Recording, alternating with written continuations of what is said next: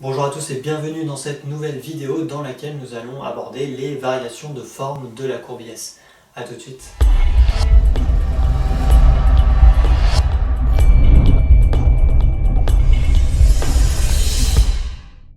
Alors c'est une vidéo un petit peu particulière parce que j'aimerais attirer votre attention sur quelque chose qu'on n'aborde pas forcément. C'est est-ce que la courbe IS est capable de varier de forme, de changer de forme. Donc c'est-à-dire qu'elle pourrait se décaler, avoir une pente un peu plus abrupte ou alors être beaucoup plus plate. Donc c'est exactement ce qu'on va regarder dans cette vidéo. Et pour le comprendre, le mieux c'est d'avoir bien regardé les vidéos sur l'équation de la courbe IS et sur le coefficient directeur. Pourquoi? Parce que je vous rappelle un petit peu ce qu'on a vu.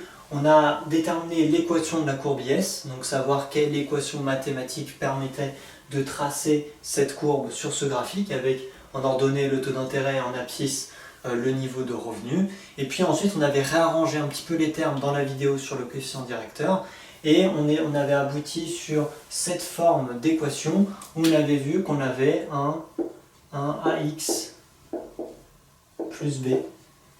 Donc une fonction affine, et on sait que le coefficient directeur d'une fonction affine, c'est le petit a, qui par identification était égal à cette grandeur.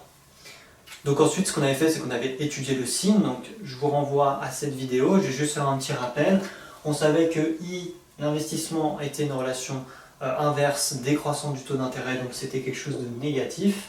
Et ensuite, en haut, on avait 1 moins des taux, et les taux, c'est compris entre 0 et 1.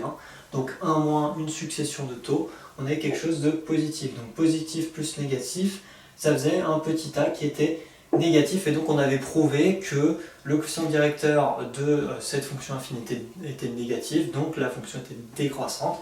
Et c'était ce qu'on avait vu ici, que la courbe IS était décroissante. Donc dans cette vidéo, en fait, on va partir un petit peu de ce coefficient directeur et on va se dire, mais qu'est-ce qui joue sur la pente de cette courbe IS? Alors la pente d'une droite, en fait, elle est aussi déterminée par son coefficient directeur, mais par la valeur de son coefficient directeur. Alors attention, ici on a quelque chose de négatif, hein. Donc on va par exemple avoir moins 5 ou moins 4, donc il va falloir raisonner en valeur absolue pour bien comprendre les choses. Donc, quand est-ce que cette grandeur, ce petit a, donc, qui est égal à cette grandeur, augmente ou diminue? Parce que dans les faits, c'est ça en fait. Si jamais on a notre coefficient directeur qui augmente, ça veut dire que la pente de la droite devient plus abrupte. Donc on aura une courbe IS qui sera comme ça, beaucoup plus abrupte.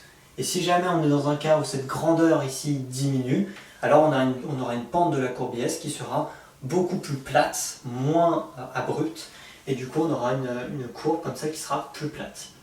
Donc dans quel cas on pourrait par exemple avoir une courbe IS qui est plus plate? On va regarder le dénominateur de ce terme. Le dénominateur, c'est la fonction d'investissement. Et souvenez-vous, la vidéo sur la fonction d'investissement, on avait vu qu'on avait une relation décroissante entre l'investissement et le taux d'intérêt. Si le taux d'intérêt I augmente, l'investissement diminue. Alors quelle est l'intuition économique derrière?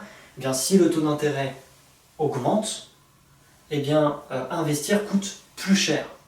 Donc, si ça coûte plus cher, il va y avoir moins de personnes qui vont investir, et donc on aura moins d'investissement. Et vice versa, si le taux d'intérêt à la banque diminue, ça coûte moins cher de m'endetter, donc je vais investir beaucoup plus. C'est pour ça qu'on a cette relation inverse. Donc ça marche également dans le sens inverse, hein.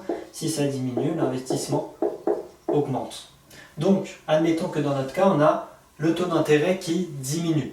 Alors, si le taux d'intérêt diminue, on a l'investissement qui augmente, donc le dénominateur du coefficient directeur augmente.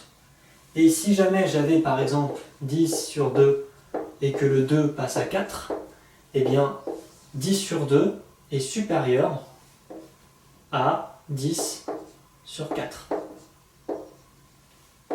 Donc là j'ai une augmentation du dénominateur. Cette augmentation du dénominateur, ça représente l'augmentation de mon investissement qui est liée à une baisse du taux d'intérêt. Et donc ça veut dire que mon coefficient directeur a diminué. Et si le coefficient directeur diminue, qu'est-ce qui se passe? Eh bien, je vais avoir une courbe IS qui sera beaucoup plus plate. Et on le voit très bien. On voit en termes de relation qu'à ce niveau de revenu, j'ai eu une baisse du taux d'intérêt. Donc ça a du sens. Ce qu'on a trouvé sur le côté mathématique avec l'intuition de la relation décroissante entre l'investissement et le taux d'intérêt, ça a du sens parce qu'on le retrouve ici avec ce graphique. Et de la même façon, si le taux d'intérêt avait augmenté, alors j'ai un investissement qui diminue. Cet investissement qui diminue, ça veut dire que le dénominateur du coefficient directeur diminue. Donc je divise par une quantité plus faible, par exemple 1. Et donc je vais avoir 10 sur 1 qui est supérieur à 10 sur 2. Et donc, ça veut dire que mon coefficient directeur, il augmente. Et si le coefficient directeur augmente, ça veut dire que ma courbe IS, elle va, IS3, se décaler, elle sera beaucoup plus pentue. Donc en fait, pour résumer, qu'est-ce qui explique les variations de forme de la courbe IS? Et bien, ce qui explique, c'est tout simplement la valeur du coefficient directeur. Plus mon coefficient directeur va être élevé, et plus la pente de la courbe IS sera abrupte, élevée.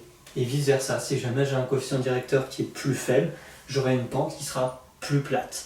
Et qu'est-ce qui va orienter, est-ce que le coefficient directeur est plus élevé ou plus faible? Eh bien ça va être la variation du taux d'intérêt qui va influencer l'investissement. Donc c'est pour ça que c'est très important de bien comprendre et de bien avoir compris les fonctions d'investissement, de consommation, d'imposition, parce qu'à partir de ces relations, en fait, on peut expliquer tout le modèle ISLM. Et c'est exactement ce qu'on fait à chaque fois. Dès qu'on cherche à savoir ce qui se passe sur IS, on revient aux fondamentaux, on revient aux relations entre taux d'intérêt et investissement. Donc n'hésitez pas à vous repasser cette vidéo pour bien comprendre les mécanismes. Et n'hésitez pas également à liker, à partager cette vidéo si elle vous a plu. Et puis moi je vous dis à très bientôt dans la prochaine vidéo. Ciao à tous.